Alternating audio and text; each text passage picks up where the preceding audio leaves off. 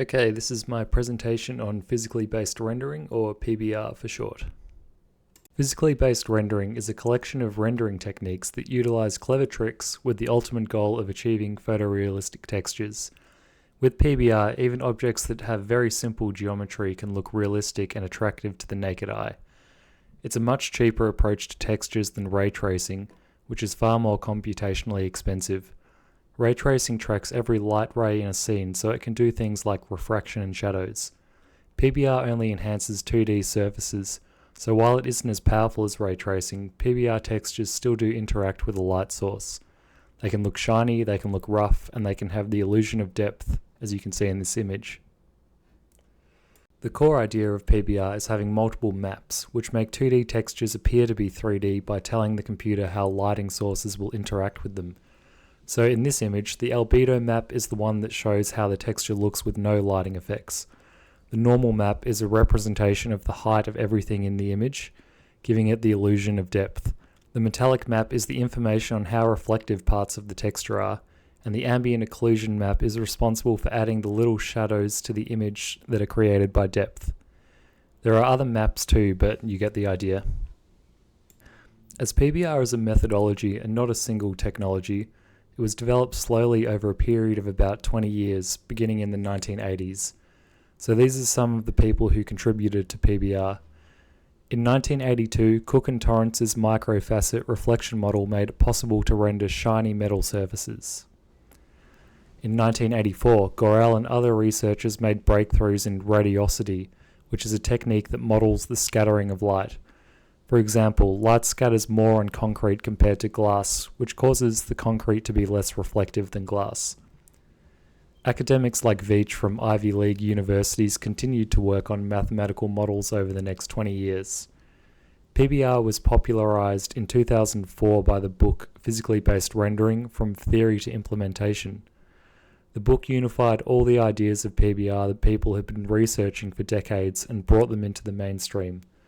Soon after, PBR was much more widely used in films and video games.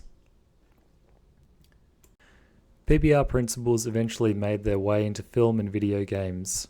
With the development of other technologies, CGI became much more realistic in the 2000s, partly due to the better simulation of textures and other physically based lighting techniques. Animation companies like ILM and Pixar were able to implement PBR techniques and achieve models with more photorealistic lighting. This is a frame from Toy Story 3 that you can see is greatly enhanced by texturing. Before PBR was in video games, it was the responsibility of artists to make textures look three-dimensional, but as the textures couldn't interact with lighting, they would always look flat, no matter how good they were. This is Rayman 2, a game that had really good textures but was graphically limited without PBR. Once gaming hardware had become powerful enough, video games had a massive graphical upgrade in the 2010s due to PBR. PBR is well suited to games that have dirty and metallic appearances, such as Bloodborne, which is a really gritty looking game. As you can see, there's a lot of shiny and dirty surfaces going on in this screenshot. In present day, PBR pipelines are included in modern game engines like Unity and Unreal, making it easier than ever for devs to create realistic looking scenes. So I'll show you a quick example of that. Okay, so I'm just in Unity here, and this is just a flat rectangle, and then you've also got a light source coming from here. So if I want to put a texture onto this rectangle, I can select the albedo, put in this rock wall texture. As you can see, it does interact with the light source already. But if I want to give it a little bit more depth, I can add the normal map in, which is this one. Now you can see there's a little bit more depth in the tiles.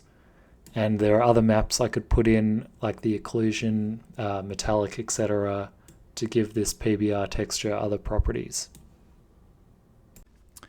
These days, PBR is still the foundation of modern graphical techniques, but software developers are more focused on global simulation, which is simulating all the light in a scene.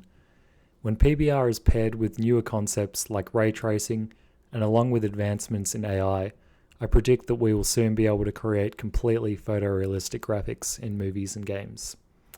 Thanks for listening.